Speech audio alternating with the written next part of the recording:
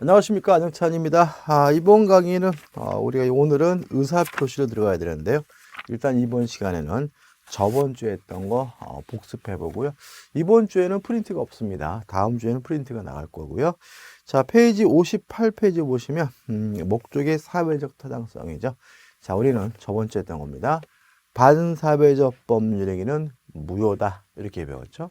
자, 그럼 뭐가 반사회적인지에 대해서 공부를 해야 되는데 58페이지인 첫 번째 판례입니다. 법률행위의 목적, 내용 자체가 반사회적인 경우가 있다. 뭐 범죄 계약, 첩계약, 도박 뭐 이런 것들은 반사회적이죠.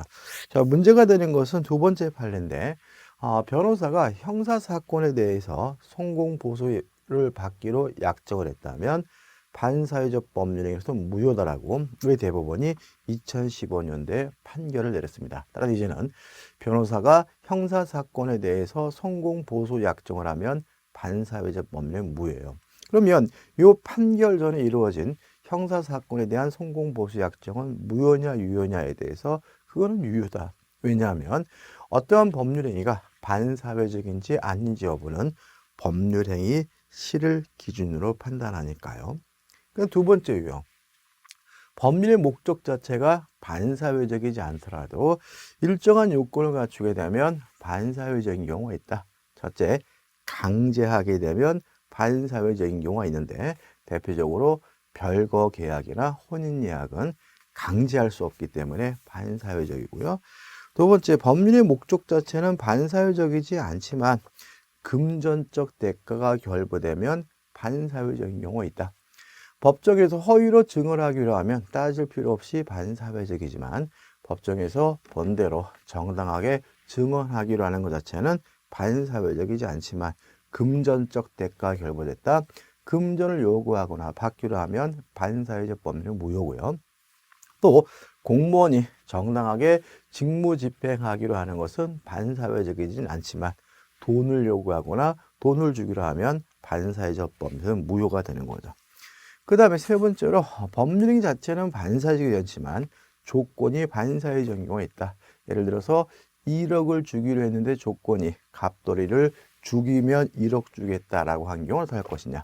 결론은 조건만 무효인 것이 아니라 법률행위 전체가 무효다. 따라서 갑을 죽이기로 하는 조건만 무효인 것이 아니라 1억을 죽이기로 하는 것도 1억을 주기로 하는 것도 뭐죠? 무효가 되는 거죠. 그 다음에 법률행위 자체는 반사회적이지 않지만 그것을 하게 된 동기가 반사회적이고 있다. 이때는 언제 무효죠? 그 동기가 표시가 되거나 상대방에게 알려진 경우에 하나요. 비로소 반사회적 법률에서 무효가 된다는 것이 우리 판례 입장이죠. 그 다음에 큰 세 번째 유형으로서 가족법상의 자유는 절대적으로 보장이 된다. 따라서 혼인한다, 약혼한다, 이혼한다 같은 가족법상의 자유를 제한한다면 심하든 심하지 않든 반사회적 법률에서 무효가 되고요. 마지막으로 인간이면 당연히 하는 것으로 평가된다면 서로 그것이 나쁜 짓이라 하더라도 반사회적이지 않다. 그래서 세금의 피, 채무의 피, 비자금 법리자금을 은닉하는 행위 또는 투기 행위 자체는 반사회적이지 않다는 것이 우리 판례 입장인 거죠. 자, 이제 61페이지 오시면 반사회적 법률 효과입니다. 무효입니다. 절대적 무효거든요. 따라서 제3자는 선이라 하더라도 보호되지 않고요. 또 절대적 무효이기 때문에 반사회적 법률에서 무효인 경우에는 추인할 수도 없고 무효행위 전환도 인정되지 않는다. 또 무효이기 때문에 이행하기 전이면 이행할 필요가 없지만 이행한 것은 불법 원인급여이기 때문에 반환받지 못한다는 거 기억해 두시면 되겠죠. 자, 이제 63페이지 오시면 이제 뭐가 나오죠? 이중매매죠. 자, 이중매매는 원칙적으로 유효하다. 따라서 제2매수인은 선악 불문하고 자기 앞으로 등기를 했다면 소유권을 갖게 되는데 만약에 제2매수인이 아는 것을 넘어서 적극 가담하게 되면 그 이중매매는 반사회적 법률행위로서 무효가 된다는 것이 우리 판례 입장이죠. 따라서 제2매수인 앞으로 등기됐다면 그 등기는 무효이기 때문에 제2매수인은 소유권을 취득할 수가 없고요. 제1매수인은 첫 번째 산 사람은 제2매수인의 등기에 대해서 말소해달라고 청구할 수가 있는데 주의하실 것은 매도인을 대의해서 말소해달라고 청구해야 되고요. 직접 이전 등기해달라고 청구할 수 없음을 주의하셔야 되겠죠. 그 다음에 제2매수인 또다시 제3자에게 팔아먹었을 때는 어떻게 할 것인가. 자, 적극 가담하게 되면 반사회적 법률은 무효니까 전득자, 제3자는 선이라 하더라도 소유권을 취득하지 못한다는 것이 우리 판례 입장이죠. 자, 이중매매를 이렇게 줄이면 이렇게 되는 거죠. 선악불문하고 소유권을 갖는다. 다만 아는 것을 넘어서 적극 가담하게 되면 반사회적 법률의 소유권을 취득하지 못한다. 이게 결론인 거고요. 이걸 우리가 이중매매의 법리라고 하는데 유사한 것이 두 가지가 있죠. 첫째, 명의 신탁이 있어서 명의 수탁자가 자기 앞으로 등기된 것을 기하로 제3자에게 팔아먹으면 제3자는 선악불문하고 소유권을 갖지만 아는 것을 넘어서 적극 가담하게 되면 반사회적 법률의 소유권을 취득할 수가 없다. 두 번째, 취득시효가 완성된 후 소유자가 처분한 경우에도 매수인은 선악불문하고 소유권을 갖지만 아는 것을 넘어서 적극 가담하게 되면 반사회적 법률에서 무효가 되기 때문에 소유권을 취득하지 못한다는 것까지 기억해 두시면 되겠죠. 자, 이제 교재 이제 66페이지 오시면 뭐가 나오죠? 불공정한 법률행위가 나옵니다. 일단 불공정한 법률행위는 폭리행위를 제한하는 거죠. 다시 말하면 다양한 반사회적 법률행위가 있을 텐데 그 중에 한 가지 예가 불공정한 법률행위, 폭리행위로서 무효라는 것이 우리 법의 태도고요. 이러한 불공정한 법률이 성립되기 위해서 객관적 요건으로서 주는 것과 받는 것 간에 현저한 불균형이 존재해야 되는데 두 가지입니다. 첫째, 주관적 가치는 고려하지 않고 오로지 객관적 가치만 가지고 따진다. 두 번째, 또 현저한 주는 것과 받는 것 간의 현저한 불균형이 있는지 없는지 여부는 법률 행위실을 기준으로 한다. 두 가지 기억해 두셔야 되겠죠. 그 다음에 주관적 요건으로서 궁박 또는 경솔 또는 무경험인데 궁박은 급박한 공공, 어려운 사정을 말하고요. 왜 어렵게 됐는지 이유는 묻지 않습니다. 정신적이든 경제적이든 심리적으로 어렵기만 하면 궁박한 거고요. 또 무경험은 경험이 없다, 경험의 부족을 말하는데 우리 판례는 특정 거래 영역에서의 경험 부족이 아니라 일반적 거래 영역에서의 경험 부족으로 이해하는 것이 우리 판례 입장이고요. 또 세 가지 관계는 궁박 또는 경솔 또는 무경험이다. 따라서 셋 중에 하나만 있으면 된다는 것이 우리 판례 입장이고요. 만약 이러한 행위를 대리인을 통해서 이루어졌다면 궁박, 어려운 사정은 본인을 기준으로 판단하지만 경솔 또는 무경험은 대리인을 표준으로 결정한다는 거 잊지 마셔야 되고요. 또 주는 것과 받는 것 간의 현저한 불균형이라는 객관적 요건이 입증이 됐을 때 주관적 요건이 수정되느냐에 대해서 우리 판례는 수정되지 않는다. 따라서 모든 요건을 무효임을 주장하는 자가 입증해야 된다는 것이 우리 판례 입장이라는 거 꼭 기억해 두시기 바라고요. 적용법입니다. 불공정한 법률행위, 법률행위에 하나여 적용됩니다. 따라서 계약에도 적용되고 단독행위에도 적용되지만 법원에서 이루어지는 경매는 불공정하다는 이유로 무효가 될 수 없다는 것이 우리 판례 입장이고요. 또 모든 계약이 다 적용되는 것은 아니고 계약 중에서 증여와 같은 무상행위에 대해서는 백사조가 적용될 수 없다. 증여와 같은 무상 기부행위는 불공정하다는 이유로 무효가 될 수 없다는 것이 우리 판례 입장이라는 것도 기억해 두셔야 되겠죠. 효과입니다.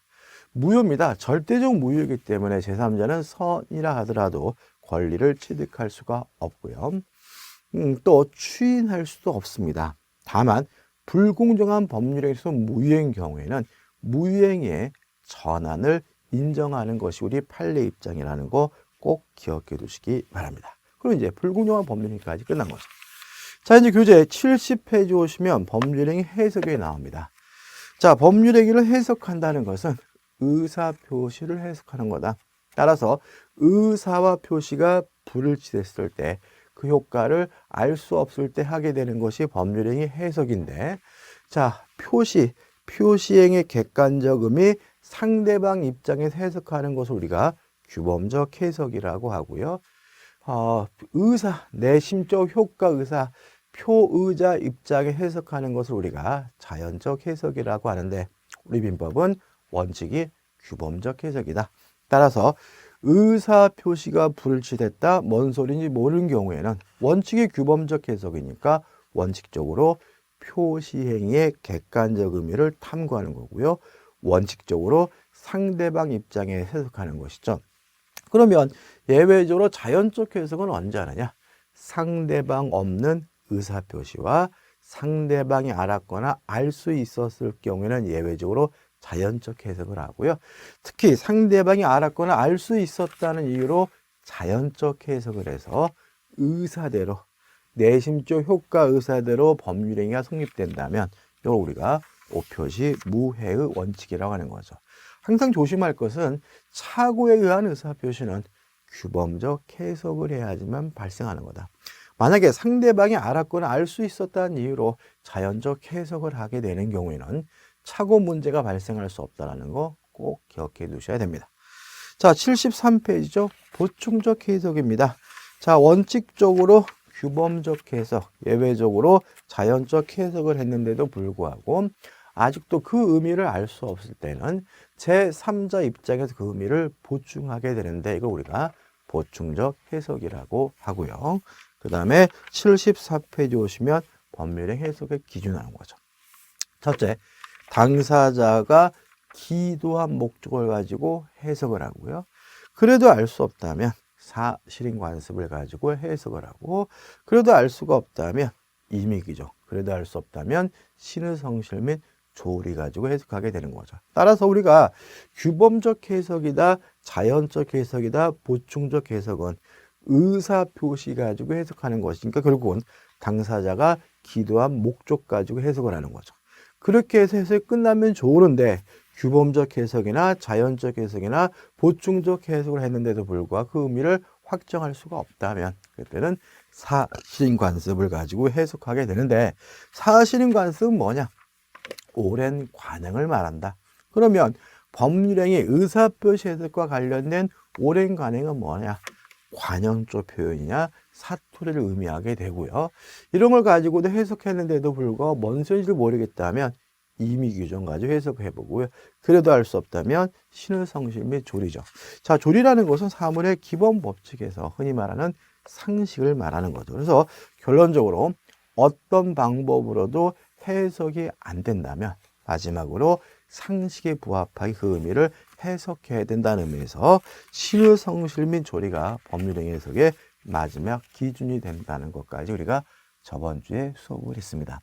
자, 이렇게 쭉 정리하니까 양이 많지 않죠, 그죠? 그래서 제 생각에는 여러분들이 제가 매주 첫 시간에는 복습해 드리는 용도로 이렇게 강의를 해드리니까 이 강의를 반복적으로 확실하게 들으시면 될 것 같아요. 그러니까 그러니까 전주 강의를 쭉 들으시고 나서 그냥 기본적인 내용이 머릿속에 있는 상태에서 복습해주는 이 강의를 반복해서 좀 들으시고 학습하시면 민법, 국법 하는 데 도움이 되지 않을까 싶어요. 자, 이번 시간 여기까지고요. 다음 시간에 이제 이번 주 진도 의사표시로 들어가도록 하겠습니다.